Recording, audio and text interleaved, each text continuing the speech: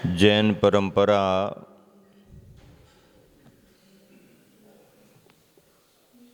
मुक्ति की संपोषक परंपरा है और मुक्ति को पाने के लिए दिगंबर जैनाचार्यों ने मोक्ष के मार्ग की बात की है। मोक्ष के मार्ग में रत्नत्रय आता है, सम्यक दर्शन, सम्यक ज्ञान, सम्यक चारित्र। इन तीनों की एक रूपता को मोक्ष का मार्ग कहा है और इस रत्नत्रय रूप मोक्ष मार्ग का फल समस्त कर्मों से छुटकारा पाने रूप मोक्ष की प्राप्ति माना गया है।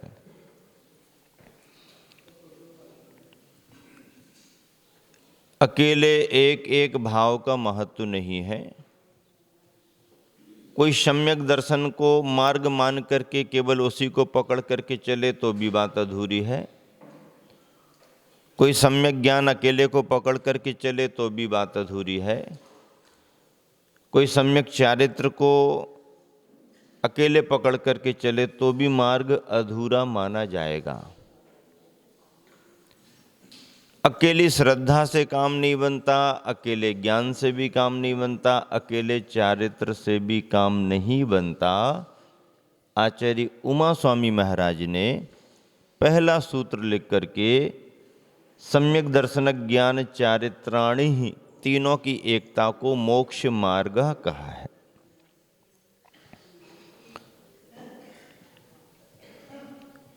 उदाहरण पूज्यपाद स्वामी ने सर्वासिद्धि टीका में दिया है कि बीमार व्यक्ति को ठीक होना है तो पहली बात तो यह है कि वैद्य पर भरोसा करना पड़ेगा, दवाई पर श्रद्धान करना पड़ेगा, दवाई की जानकारी भी रखना पड़ेगी और दवाई को यथासमय ग्रहण भी करना पड़ेगा। दवाई पर श्रद्धान किया पर उसके बारे में जानकारी नहीं तो मार्ग अधूरा। दवाई की परिपूर्ण जानकारी ले ली लेकिन श्रद्धा नहीं है तो भी मार्ग अधूरा। औषधि पर श्रद्धान भी है, जानकारी भी रख ली है लेकिन ग्रहण नहीं कर रहा है तो भी काम बनने वाला नहीं। वैद्य ने कह दिया कि ये दवाई है,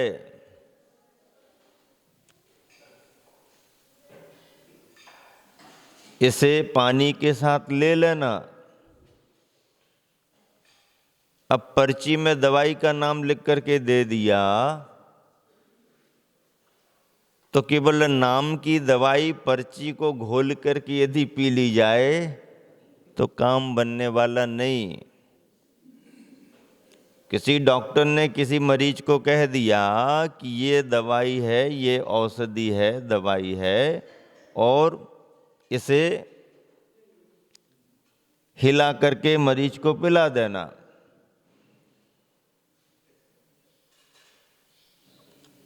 तो मरीज को हिलाने में लगा है, पिलाने का काम ही नहीं। औषधि पर श्रद्धान होना जरूरी है, औषधि की जानकारी भी जरूरी है और औषधि को ग्रहण करना भी जरूरी है। जिस तरह की बीमारी हो उस तरह की औषधि होती है। एक बार तो ऐसा हो गया, एक मरीज डॉक्टर के पास पहुंच गया, डॉक्टर साहब बहुत दिन से परेशान हूं मैं।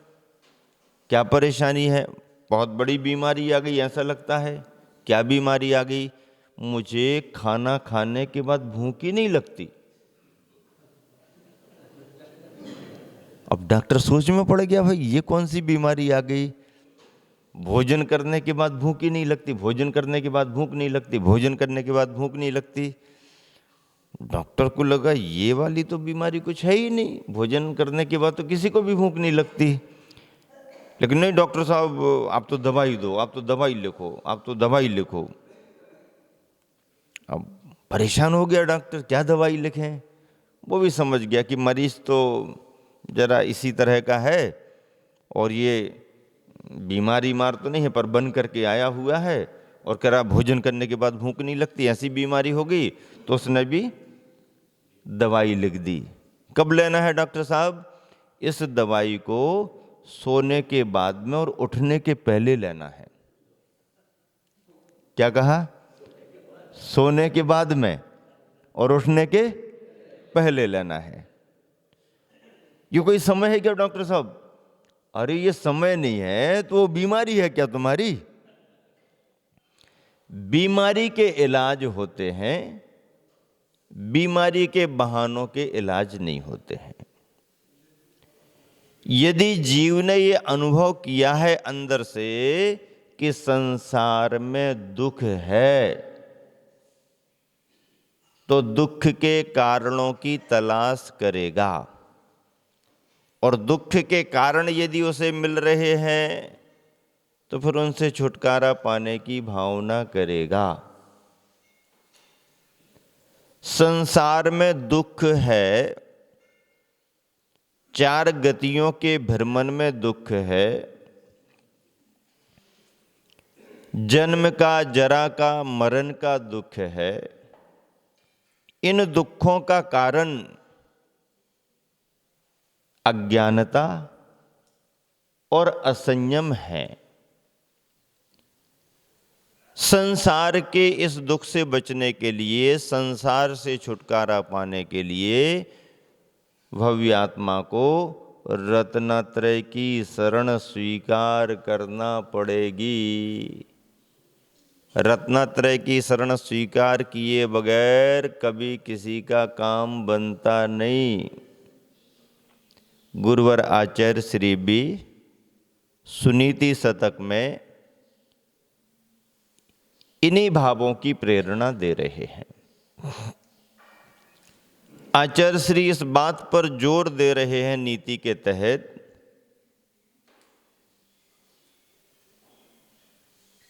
कि अकेले सम्यक दर्शन से काम बनने वाला नहीं, सम्यक ज्ञान और उसके साथ सम्यक चारित्र भी होना। ज्ञान की बात आने पर व्यक्ति विद्वता की ओर आगे बढ़ने लगता है, शास्त्रीय संदर्भों को सीखने लगता है। लेकिन आचार्य महाराज कहते हैं कि शास्त्रीय ज्ञान होना अलग बात है और तात्विक ज्ञान, सार रूप ज्ञान होना अलग बात है। और सम्यक ज्ञान प्राप्त करने के बाद भी यदि जीवन में चारित्र नहीं आया तो वो ज्ञान भी कल्याणकारी नहीं बन पाता। उस ज्ञान पर भी प्रश्न चिन्ह लगता है, जो ज्ञान के रूप में तो बढ़ रहा है लेकिन संयम की गंध भी नहीं है। किसी भी रूप में संयम दिखाई ही नहीं देता, संयम की तरफ उसका लक्ष्य भी नहीं है। अब संयम की ओर लक्ष्य ना हो, संयम ग्रहण करने की प्रवृत्ति ना बने, ठीक है, पूर्ण रूप से संयम तुरंत ग्रहण कर ले ऐसा सभी को संभव नहीं है, पर कुछ तो संयम ग्रहण कर सकता है। किसी न किसी रूप में संयम को महत्व तो दे सकता है। संयम ग्रहण ना करे, संयम के प्रति भावना भी ना रखे और संयमी जनों के सानिध्य से दूर रहे, तो उसका ज्ञान सम्यक ज्ञान नहीं माना जाएगा, कल्याणकारी नहीं। नीति में गुरुवन ने लिखा है, असंयतानां विदुषामपीह ज्ञाने स्वभावाद् गुणता न भातु स्पार्श्यम न दृश्यम मृदुता न नव्यम केशेषु घृष्टेर्भुवि मित्र दृष्टम। उदाहरण बहुत अच्छा दिया है। पद्यानुवाद में सारी बात स्पष्ट कर दी।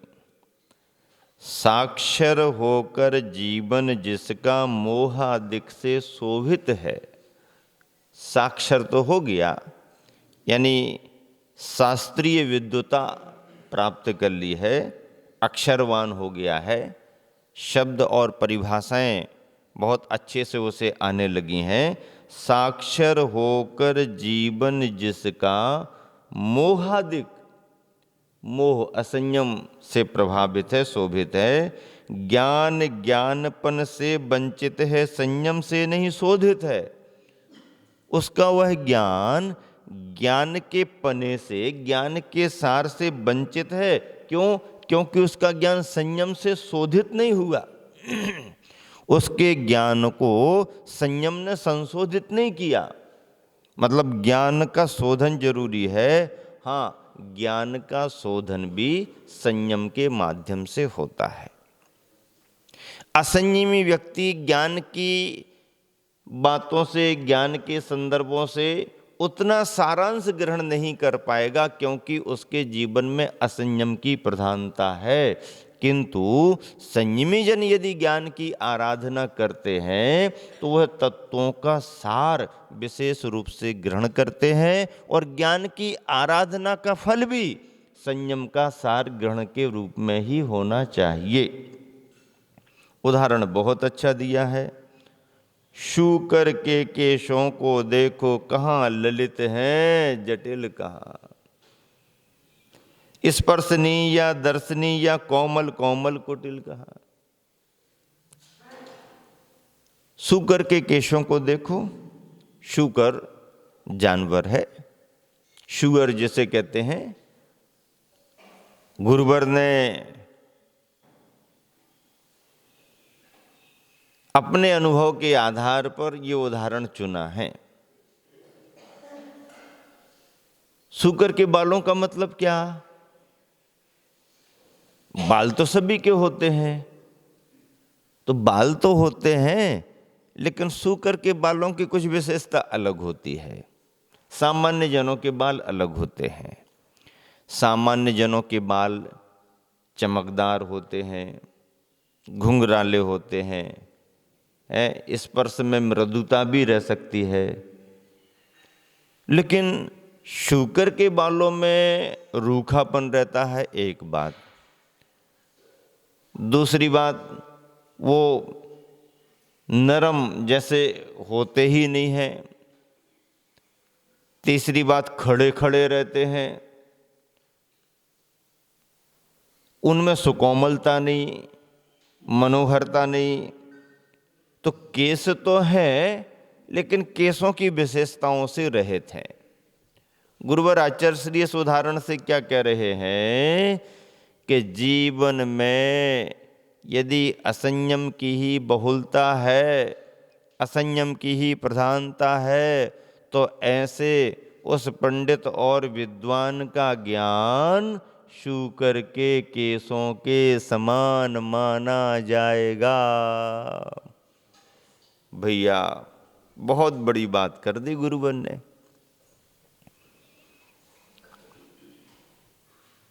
और ऐसा कहने के लिए गुरुवर को इसलिए प्रेरित होना पड़ा कि बहुत सारे विद्वान ज्ञान के क्षेत्र में तो आगे बढ़ते हैं, लेकिन संयम की ओर उनका उतना झुकाव नहीं होता।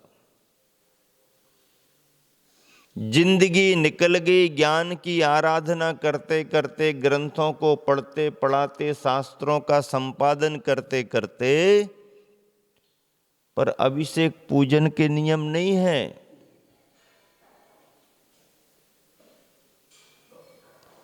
होटलों में खाने का त्याग नहीं कर पा रहे। कई बार तो बड़े बड़े विद्वान जो बड़ी बड़ी संगोष्ठियों में मंच से बड़ी बड़ी बातें करते हैं, ऐसे विद्वान भी होटलों में और सामूहिक वफे में खाते हुए दिखाई देते हैं। और यदि सार्वजनिक ऐसे अवसरों पर इतना बड़ा विद्वान अमर्यादित भोजन को अमर्यादित तौर तरीकों के वातावरण में खाते पीते दिखे, तो उस विद्वान के ज्ञान पर प्रश्न चिन्ह लगता ही लगता है कि तूने दुनिया को तो सिखाया पढ़ाया, पर जीवन में तूने स्वीकार क्या किया। कम से कम सदाचार की श्रेणी में तो आता, कुलाचार का पालन तो करता, श्रावकाचार को स्वीकार तो करता। सभी विद्वान ऐसा करते हैं, ऐसी बात मैं नहीं कह रहा हूं, पर ऐसा करने वाले भी बहुत विद्वान दिखाई आज भी दे रहे हैं। विद्वान के नाम पर जिनके लिए मान सम्मान मिल रहा है, उनकी बात कर रहे हैं। भगवान की पूजा को करने में और जड़ प्रतिमा की पूजा करने से क्या मिलेगा?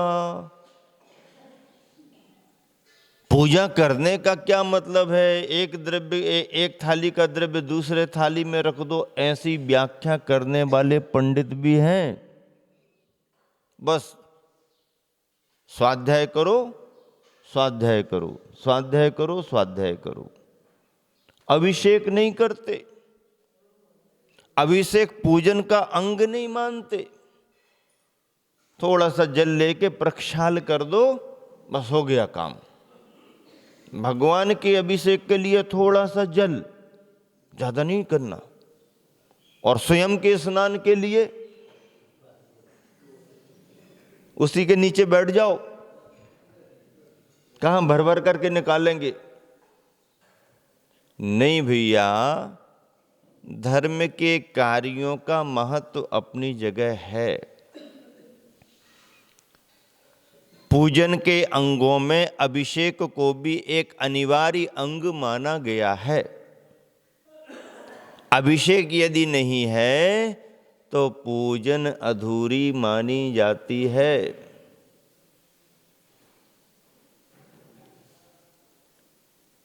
और अभिषेक को यदि आपने भावनात्मक तरीके से संपन्न कर दिया, शुद्ध वस्त्र पहन करके कलश कर लिया, अर्घ चढ़ा दिए, तो इस अभिषेक में और चढ़ाए गए अर्घ में भी आपका पूजा का भाव सम्मिलित हो जाता है। समझो आपने संक्षेप में पूजा कर ली, फिर महाराज जी कभी कभी तो अभिषेक नहीं कर पाते हैं और पूजा करने की स्थिति बन जाती है, या अभिषेक होने के बाद आते हैं तब पूजा करते हैं, तो हमारी पूजा अधूरी मानी जाएगी। हाँ, थोड़ी सी कमी तो मानी जाएगी, पर विपरीत नहीं मानी जाएगी। विपरीत क्यों नहीं मानी जाएगी? आपकी मान्यता में अभिषेक को स्थान है, आपकी भावना में भी अभिषेक के प्रति आदर का भाव है। क्रिया आगे पीछे हो गई, नहीं कर पाए, बात अलग है, पर अभिषेक जैसे कार्य का महत्व तुम्हारी श्रद्धा में है, तो उससे अनुमोदना हो ही जाती है। और करने का अवसर मिल गया, अभिषेक देख करके या करके फिर पूजा करें, तो फिर कहना ही क्या है। फिर महाराज जी सामूहिक अभिषेक में तो बहुत विलंब हो जाता है, तो अभी देखो ना, अब कब तक हम फिर पूजा के लिए रुके रहेंगे। और श्राविकाएं यदि पूजा कर लेती हैं और बाद में अभिषेक देख लेती हैं, तो भी उनकी विधि पूर्ण ही मानी जाती है, विधि में अधूरापन नहीं, क्योंकि भावनात्मक तरीके से उस क्रिया के प्रति उनका बहुमान है।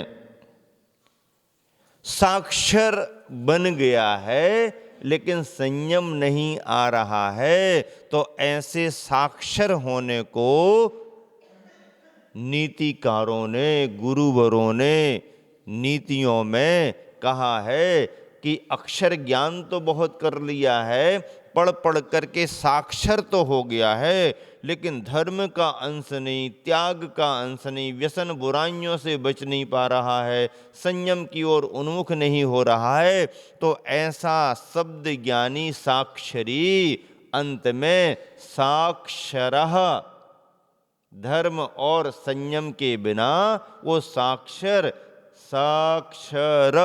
राक्षस, क्या हो गया? यहां से साक्षर और यहां से राक्षस। राक्षस क्या होता है? राक्षस संस्कार विहीन माना जाता है।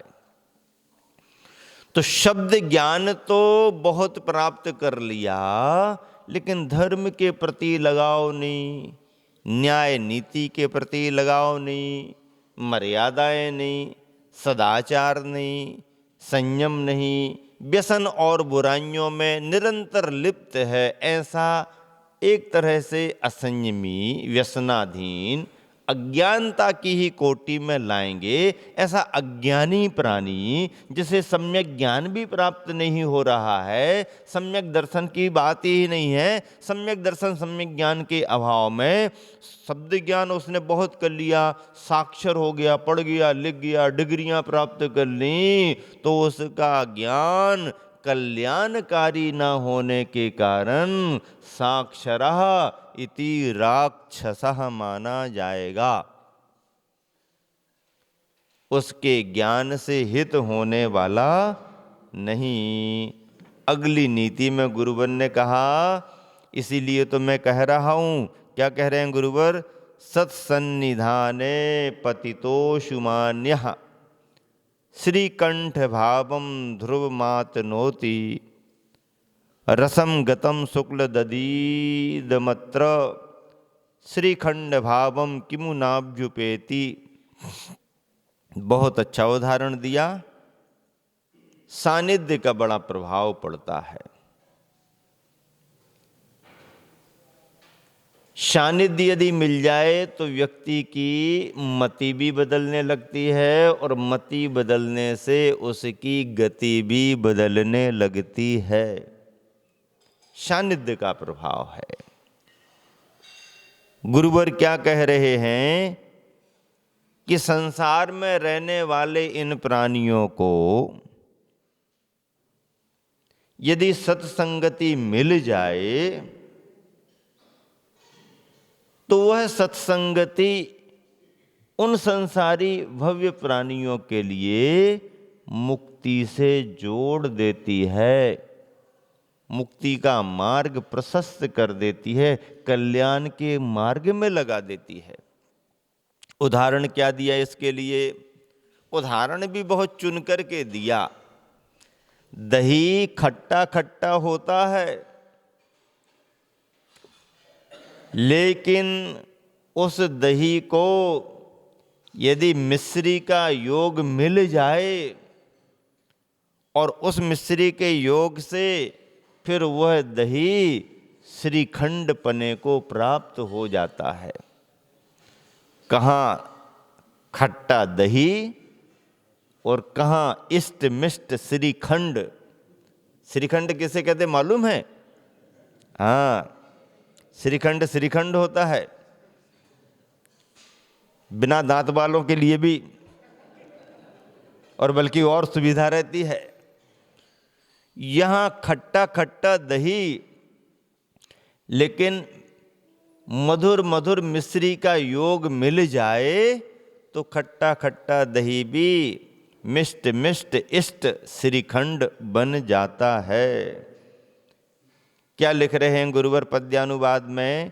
पाक पाप पंक में पतित हुआ हो, पाप पंक पाप रूपी कीचड़ में फंसा हुआ हो, पाप पंक में पतित हुआ हो, साधु समागम यदि पाता, प्रथम पुण्य से भव वैभव पा, मुक्ति समागम पुनि पाता।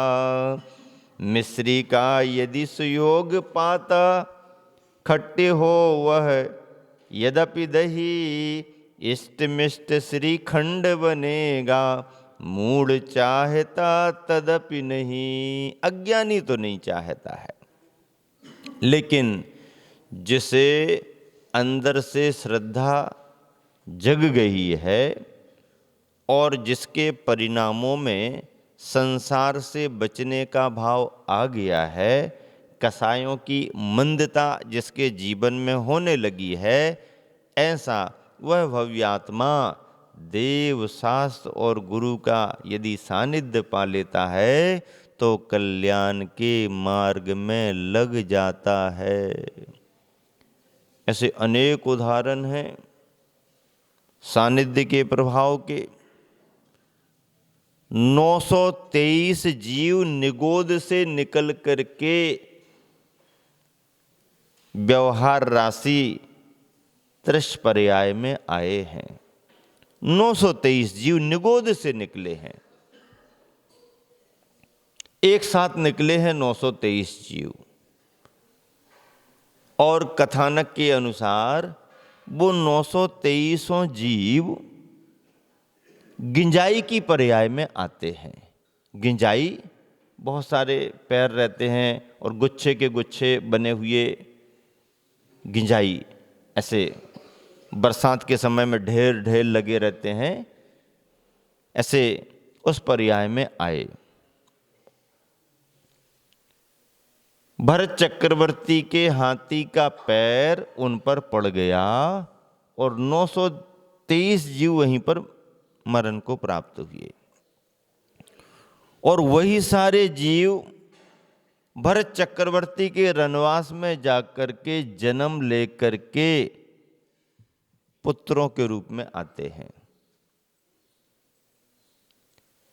जैसे ही थोड़ा समय बीता और उन्हें अपने अतीत भाव का जाति स्मरण हो गया। जाति स्मरण अतीत की स्मृति कहलाती है, जाति स्मरण हो गया। ओह, निगोद से निकले, गिंजाई बने, ऐसा वैसा, ये हुआ वो हुआ, कितना समय बीता, एक ख्याल में आ गया, मन में बेचैनी बढ़ गई। 923 जीवों के अंदर एक सा परिणमन चल रहा और जैसे जैसे वह बड़े हुए घर परिवार में घुले मिले ही नहीं, बोले ही नहीं। उम्र भी बड़ी हो गई, अब तो बोल देना चाहिए। 4-6 महीने निकल जाएं, साल भर का बच्चा हो जाए और कुछ शब्द ना बोले तो माता पिता चिंतित हो जाते हैं। महाराज कोई उपाय बताओ। महाराज जी को भी कहते हैं, महाराज जी ये तो कुछ बोल ही नहीं रहा। चिंता मत करो, ठीक हो जाएगा। वो बोले ही नहीं। भरत चक्रवर्ती चिंतित हो गया कि 923 पुत्र सुंदर हैं, सब ठीक ठाक दिख रहा है, पर बातचीत ही नहीं करते हैं, किसी कार्य में रुचि ही नहीं लेते हैं, घुलते मिलते ही नहीं हैं। कारण क्या है? भरत चक्रवर्ती ने समोसरण में जाकर के आदिनाथ भगवान से पूछ लिया कि भगवान क्या बात है। सुनते हैं कि तीर्थंकरों के वंश में, चक्रवर्तियों के कुलों में कोई गूंगा बहरा विकलांग नहीं होता है। ये वंश तो आपके कारण तीर्थंकर का वंश माना गया है। तीर्थंकरों के वंश में कोई लंगड़े लूले बहरे अंधे विकलांग नहीं होते हैं, तो ये गूंगे कैसे हो गए हैं? ये बोलते ही नहीं हैं, ये गूंगे कैसे आए इस वंश में, कुल में? आदिनाथ भगवान की दिव्य ध्वनि खिरी, चक्रवर्ती ओ पुत्र गूंगे नहीं है, बोलते ही नहीं, कभी किसी ने एक शब्द भी नहीं सुना, नहीं बोलने की क्षमता तो उनके पास है, फिर बोलते क्यों नहीं है? चक्री, उन्हें जाति स्मरण हो गया है और अपने अतीत भवों की स्मृति होने से वो संसार से घबरा गए हैं, भयभीत हो रहे हैं। वो बार बार विचार कर रहे संसार से छुटकारा कैसे मिलेगा, और कितनी पर्यायें धारण करना पड़ेगी, कब तक संसार में घूमना पड़ेगा, ये सोच सोच करके वो संसार से भयभीत हो रहे हैं। अच्छा ऐसा है क्या? हाँ ऐसा ही है। और देखो उनका नियोग बन रहा है, वो तुम्हारे देखते ही देखते अभी अभी यहीं आने वाले हैं, और तुम्हारे ही देखते देखते तुम्हारे सामने ही मुझे साक्षी मान करके वो 923 पुत्र निर्ग्रंथ मुनि दीक्षा धारण करेंगे। चक्रवर्ती को बड़ा आश्चर्य हुआ, ऐसा है क्या? हाँ ऐसा ही है। ऐसा होगा क्या? हाँ ऐसा ही होगा। और थोड़ा समय बीता कि वो 923 एक साथ आते हैं समौसरण में, और भगवान की वंदना करके अपने वैराग्य भावों के अनुसार निर्ग्रंथ मुनि दीक्षा धारण कर लेते हैं। और कम समय में ही अपने विशुद्ध परिणामों से उत्तम ध्यान करते हुए शुद्धोपयोग की भूमिका में घातीय कर्मों का क्षय करके केवल ज्ञान पा करके अनंतर समय में वह 923 ही निर्वाण को प्राप्त करते हैं। ऐसा कथानक चक्रवर्ती के पुत्रों के बारे में विवर्धन आदि 923 पुत्र बोले सो किसी से नहीं बोले, और दीक्षा ली तो निर्वाण प्राप्त कर लिया। सानिध्य का बड़ा प्रभाव पड़ता है। सानिध्य पाने से उपादान जाग जाता है। कोई धार्मिक कार्यक्रम धार्मिक अनुष्ठान होने लगे तो लोगों के मन में विशुद्ध भाव आने लगते हैं। अष्टानिक महापर्व चल रहा है, अरे भाई प्रमाद मत करो, चलो भगवान का अच्छे से अभिषेक करो, चलो ठाट बाट से पूजा करो। अष्टानिक महापर्व का अवसर पाकर के स्वर्गों के इंद्रादि गण सभी के सभी चतुर निकाय, चारों निकायों से सारे इंद्रादि देवगण देवियां सब नंदीश्वर दीप को चले जाते हैं। स्वर्ग खाली हो गया है और मंदिर भरे भरे दिखाई दे रहे हैं। इंद्रादिगण ठाट वाट से नंदीश्वर दीप में भगवान का अभिषेक करते हैं, ठाट वाट से पूजन करते हैं। एक एक दिशा में 8-8 घंटे पूजा करते हैं। 24 घंटे बदल बदल करके इस तरफ पूजा, इस तरफ पूजा, इस तरफ पूजा, इस तरफ पूजा। 6 घंटे एक तरफ, 6 घंटे एक तरफ, 6 घंटे, 24 घंटे। वहां दिन रात का भेद नहीं है। पूरब की तरफ कर लिया, दक्षिण की तरफ कर लिया, पश्चिम की तरफ, उत्तर के, घूम घूम करके करते ही रहते हैं। 52 जिन मंदिर हैं, एक एक मंदिर में 108 प्रतिमाएं हैं। 500 धनुष की अवगाहना वाली हैं। पद्मासन अवस्था में भव्यतम विराजमान हैं। ऐसी प्रतिमाओं की वंदना करते हुए, दर्शन करते हुए नंदीश्वर दीप में अष्टानिक महापर्व का योग पा करके इंद्रादिगण ठाट बाट से पूजा करते हैं। 6 घंटे, 6 घंटे, 6 घंटे, 6 घंटे, 6 चौको 24 घंटे, कोई काम ही नहीं। 8 दिन तक लगातार शुक्ल पक्ष की अष्टमी से लेकर के पूर्णिमा तक बराबर भक्ति भाव करते हैं, विशुद्धि बढ़ती है। गुरुवर आचार्य श्री लिख रहे हैं कि सानिध्य का प्रभाव बड़ा है, और विवर्धन आदि 923 पुत्रों को शमो शरण मिला और उन्होंने अपना कल्याण कर लिया। पाप पंक में पतित हुआ हो, साधु समागम यदि पाता, प्रथम पुण्य से भव वैभव पा मुक्ति समागम पुनि पाता। मिश्री का यदि सुयोग पाता, खट्टी हो वह यद्यपि दही, इष्ट मिष्ट श्रीखंड बनेगा। इष्ट मिष्ट श्रीखंड बन जाता है, लेकिन इसे ज्ञानी चाहता है, मूढ़ चाहता कदापि नहीं। अज्ञानी तो असंयम में ही आसक्त होता है। अगली नीति गुरुवर कह रहे हैं, तनुभृताम व्याधि सुमंदिरम सा, तनुर्मनोप्याधिक मंदिरम तत्, सुसाधु देहो चल मंदिरोस्तु, चेतः समाधे शिव मंदिरम तु। मंदिर यानी आलय, स्थान, घर के बारे में कथन किया है। किसका घर क्या है, किसका स्थान क्या है? जग के जड़ जंगम जीवों का काय व्याधि का मंदिर है। तनुभृताम व्याधि सुमंदिरम सा, तनुभृताम प्राणिनाम मंदिरम, शरीर व्याधि का मंदिर है।